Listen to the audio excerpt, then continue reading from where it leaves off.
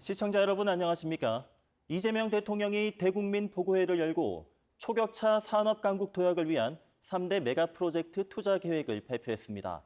삼성, SK그룹과 함께 반도체와 AI, 데이터 센터를 중심으로 1,000조 원대를 투자해 대체 불가 대한민국을 만들겠다는 그 장밋빛 청사진 안에 대구 경북은 없었습니다. 핵심 투자 영역에서 TK가 사실상 제외되며 뼈아픈 현실을 직시해야 했는데요. 지역균형 발전 명분을 앞세운 정부가 또 다른 지역 불균형을 낳았다며 정치권의 공방과 논란도 가열되고 있습니다. 첫 소식 박영훈 기자입니다. 정부의 3대 메가 프로젝트, 핵심은 역시 반도체 산업입니다. 서남권, 즉 호남에 제2의 반도체 생산 거점이 추진되는데 삼성전자와 SK하이닉스의 투자 규모는 무려 800조 원입니다. 호남 지역이 장기간 개발해서 소외되면서 오히려 이게 기회 요인이 된 측면이 있습니다. 용수도 풍부하고 특히 신재생 에너지가 풍부한 곳이 바로 반도체 후공정 단계인 패키징을 중심으로 충청권에도 구체적인 대규모 투자 계획이 나왔지만 유독 대구 경북은 소외됐습니다. 영남권의 소부장 핵심 거점 육성과 구미의 시스템 반도체 실증 인프라 구축 내용이 포함됐지만 구체적인 투자 규모나 계획은 없었습니다. 대구 경북에도 반도체와 피지컬 AI 분야 등에서 구체적인 투자 계획이 나올 것이란 일부의 기대가 결국 희망 고문이 된 겁니다. 정치권 공방과 논란은 걷잡을 수 없을 만큼 커지고 있습니다. 추경호 대구시장 당선인과 이철우 경북도지사 그리고 TK 국회의원들은 국가 균형이 아닌 국가 균열 발전 계획이라며 투자 결정 과정의 투명한 공개를 요구했습니다. 이러한 산업 생태계를 무시하고 정치적 개입으로 기업 입지를 유도하는 것은 우리나라 반도체 산업의 글로벌 경쟁력을 스스로 떨어뜨리는 자해 행위나 다름없습니다. 지역 정치권은 국회 차원의 입지 결정 검정 특위와 국정감사 카드를 꺼냈지만 여당의 협조가 전제 조건인데다 정부가 이미 발표한 투자 계획을 재검토할 가능성도 크지 않아 보입니다. 정부의 메가 프로젝트 계획이 현실화한다면 대구 경북의 경제적 고립은 더욱더 짙어질 수밖에 없습니다. 구호뿐인 비판에서 벗어나 지역의 정당한 몫을 당당하고 논리적으로 요구할 수 있는 전략 마련이 시급합니다. TBC 박영훈입니다. 3대 메가 프로젝트에서 철저히 소외된 대구 경북의 가장 큰 우려는 인공지능 산업 대전환 시기에 미래 첨단 산업 경쟁에서 뒤처질 수 있다는 겁니다. 반도체 소부장과 로봇 등 대경권으로 언급된 투자 사업들도 있지만 새로운 것은 찾아보기 힘들고 규모도 미미한 수준이라 지역 경제계는 우려를 넘어 탄식하고 있습니다. 계속해서 이종훈 기자의 보도입니다. 3대 메가 프로젝트 발표를 지켜본 대구 경북 경제계의 반응은 한마디로 안타깝고 아쉽다라는 탄식이었습니다. 호남과 충청보다 턱없이 낮은 투자 규모가 가장 큰 이유지만 더 큰 두려움은 첨단 산업 경쟁에서 뒤처질 수 있다는 데 있습니다. 경제인들은 대구가 미래 첨단 산업 투자에서 계속 배제된다면 인구 감소와 지역 경제 침체라는 악순환이 심화할 수밖에 없다고 밝혔습니다. 반도체와 데이터 센터, 피지컬 AI 프로젝트의 핵심 사업에서 철저히 외면받은 대구와 경북. 정부는 구미의 방산 특화형 시스템 반도체 시험과 평가 그리고 소재 부품 인프라를 구축하겠다고 밝혔습니다. 생산 능력이 늘어나면 소부장 수요는 그 이상으로 증가합니다. 동남 대경권을 반도체 소부장 공급망 허브로 육성하고 전력 반도체 등 차세대 혁신 거점으로 발전시켜 나가겠습니다. 휴머노이드 로봇 등 피지컬 AI 투자와 관련해서 이재용 삼성그룹 회장은 로봇 관련 투자는 구미에 집중하겠다고 밝혀 향후 사업 추진에 관심이 쏠리고 있습니다. 삼성그룹 내부용 AI 데이터 센터와 함께 저희의 로봇 관련 투자는 경북 구미에 집중하겠습니다. 인공지능 데이터 센터와 관련해선 SK그룹이 울산에 데이터 센터를 구축하고 대경권 등 권역별로 추가 입지를 검토 중이라고 밝혔지만 SK가 사실상 철수한 대구는 포함될 확률이 높지 않아 보입니다. 총 15기가와트 규모의 AI 데이터 센터를 각 지역에 구축하려는 계획을 갖고 있습니다. 1단계로 전력과 부지를 갖춘 여러 지역에 5기가와트의 AI 데이터 센터를 한 0.5기가서부터 한 1기가 단위로 쪼개서 여러 지역에 구축을 하려고 하고 있습니다.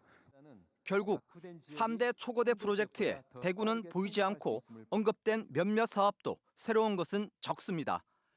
인공지능 산업 대전환 시기, 대구는 외딴 섬처럼 남아 또다시 잃어버린 30년을 맞지 않을까 우려가 커지고 있습니다.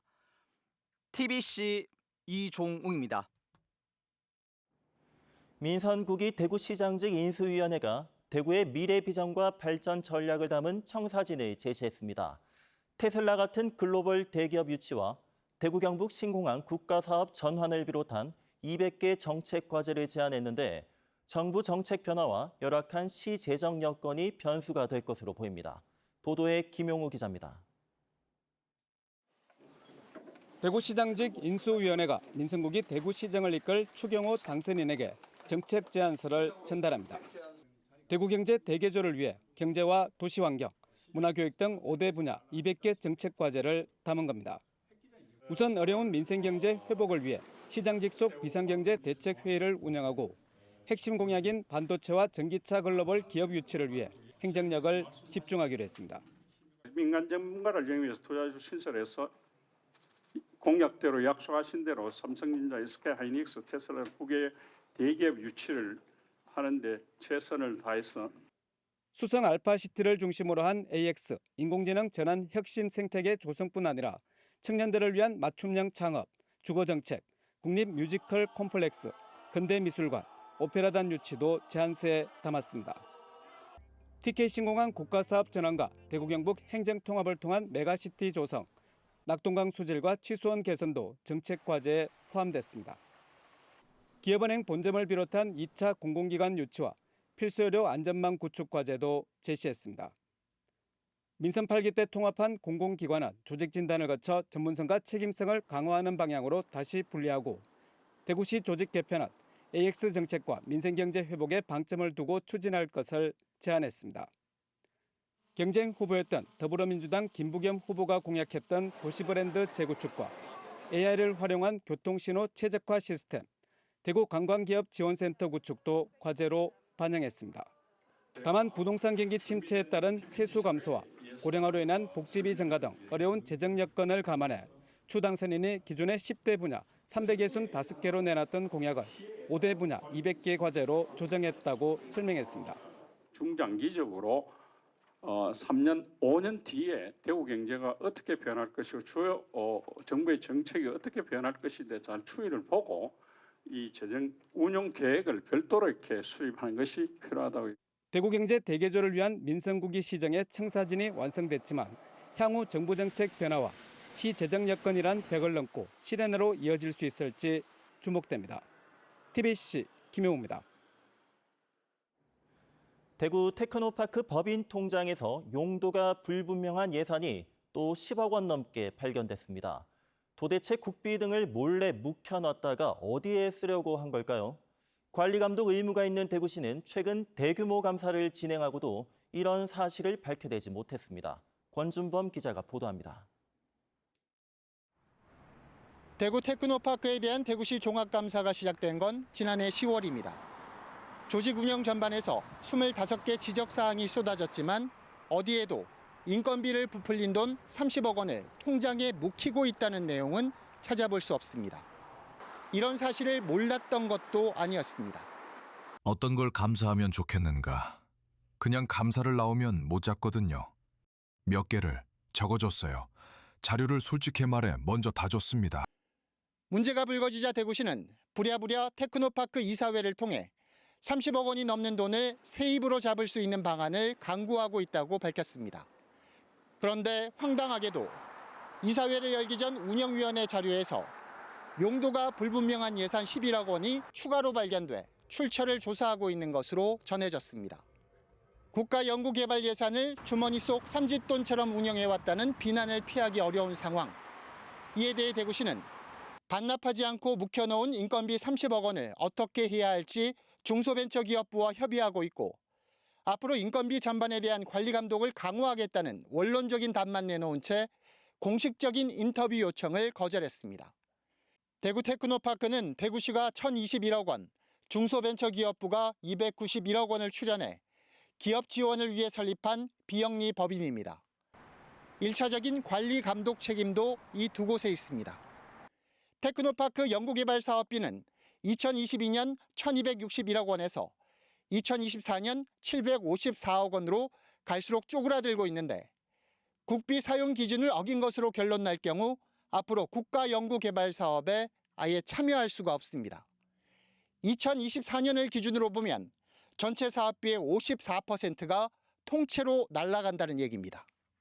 과다 계상된 인건비에 맞춰 연구수당을 이미 지급해버렸다는 내부 제보까지 잇따르고 있습니다.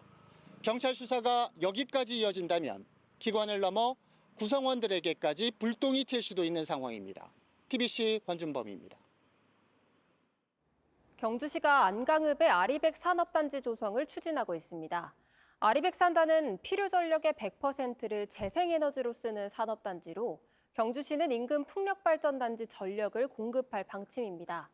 풍력과 연계한 아리백 산단은 전국 첫 추진 사례로 파악됩니다. 박철희 기자입니다. 예부터 곡창지대로 이름 높은 경주시 안강읍.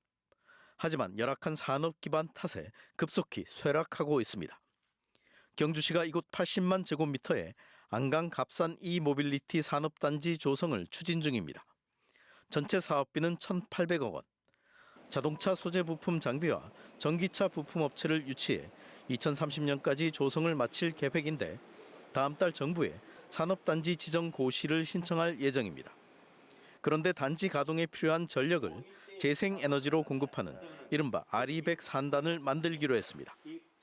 친재생 에너지를 활용해서 전기를 공급하는 그런 산단에 대해서 그곳에 입주하는 기업에 대해서는 저희들이 아주 값싼 산업용 전기를 공급할 수 있게 되기 때문에 이 부분에 대해서 상당히 많은 기업들이 관심을 가지고 재생에너지 100%를 뜻하는 아리백 산단은 산단의 재생에너지 공급 체계를 구축해 입주 기업들이 이를 100% 쓰도록 돕는 형태인데 갑산 이모빌리티 산단은 3, 4km 인근 풍력발전단지에서 전력을 공급받을 예정입니다.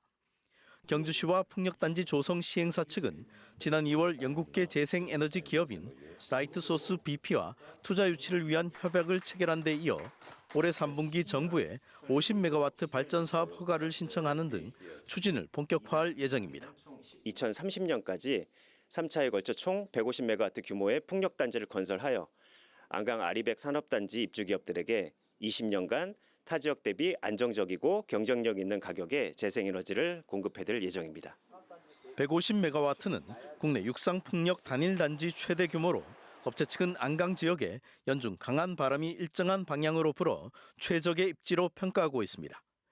풍력과 연계해 전력을 싸게 공급하는 아리백 산단 구상은 이번이 첫 사례로 파악되는데 주민들의 기대도 큽니다. 산업단지가 생겨가면 일자리가 생기면 인구가 늘겠죠. 젊은 층이 안 빠져나오고 일자리가 많이 생기면 어민들이 많은 도움이 안 되겠습니까? 하지만 아리백 산단에 대한 지원 근거를 담은 특별 법안이 국회에 계류 중이고 기업 유치도 만만치 않아 아직 넘어야 할 산이 많다는 분석입니다. TBC 박철희입니다. 대구 지역 건설업 경기 전망이 17년 6개월 만에 30선으로 떨어졌습니다. 대구 상공회의소가 최근 제조업 160곳과 건설업 50곳을 대상으로 실시한 3분기 경기 전망을 조사한 결과 건설업 경기 전망 지수 BSI는 36으로 전분기 대비 6포인트 떨어져 2분기 연속 하락했습니다. 이 지수가 30선으로 떨어진 것은 2009년 1분기 38을 기록한 이후 70분기 만입니다. 제조업 BSI는 68로 전분기 대비 5포인트 올라 1분기 만에 반등했습니다. 대구시가 추경 예산 173억 원을 투입해 전기차 보조금 지원을 크게 늘립니다. 다음 달부터 시작되는 3차 보급 사업에서 당초 1,060대였던 지원 물량을 2,757대로 2배 이상 늘려 승용차 1,052대와 화물차 645대의 보조금을 지원합니다. 보조금은 승용차 최대 754만 원, 화물차 최대 1,365만 원으로 승용차는 다음 달 6일, 화물차는 8일부터 무공해차 통합누리집에서 신청할 수 있습니다. 경상북도는 지난해 초대형 산불로 송이산이 탄 안동시 기란면 100자리 일원을 산림 경영특구로 추가 지정했습니다. 100자리 특구는 3,372헥타르 규모로 왕복 2차선 도로가 연결되고 산림 내부에 4km 농로가 조성돼 있어 산림 사업 여건이 우수한 것으로 평가됐습니다.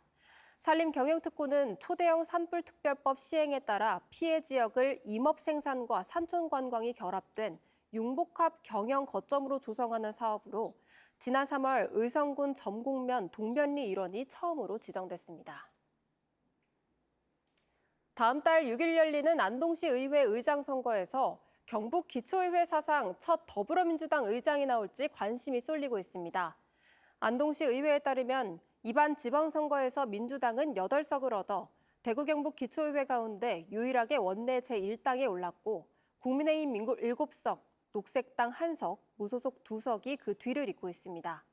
하지만 무소속 2명이 국민의힘을 지지하기로 하면서 양측이 9명씩 맞설 경우 3차례 투표에도 동수가 나오면 나이가 많은 사람이 의장이 되는 규정 탓에 정당 간 셈법이 복잡해진 상황입니다. 이 때문에 민주당과 국민의힘 모두 상대 진영에서 이탈표 한 장을 끌어내기 위한 물밑 작업에 분주한 모습입니다. 1980년 신군부 시절 삼청교육으로 피해를 입은 대구 경북 주민들이 40여 년 만에 국가로부터 배상을 받게 됐습니다. 대구지방법원은 삼청교육 피해자와 유족 10명이 국가를 상대로 낸 소송에서 원고 승소로 판결하고 국가가 한 사람당 1,200만 원에서 3천만 원까지 배상하라고 밝혔습니다. 피해자들은 1980년대 대학 시위를 이끌다 투옥된 계명대 학생들과 대구 미문화원 폭파 사건 누명을 쓴 이들로 감옥에 갇힌 상태에서 하루 7시간에서 8시간씩 군사훈련과 구타를 동반한 가혹한 순화교육을 받았습니다. 재판부는 이 삼청교육이 위헌적인 개헌포고에 따른 위법한 국가폭력이라고 보고 시간이 너무 오래 지나 배상을 청구할 수 없다는 국가 측 주장을 받아들이지 않았습니다.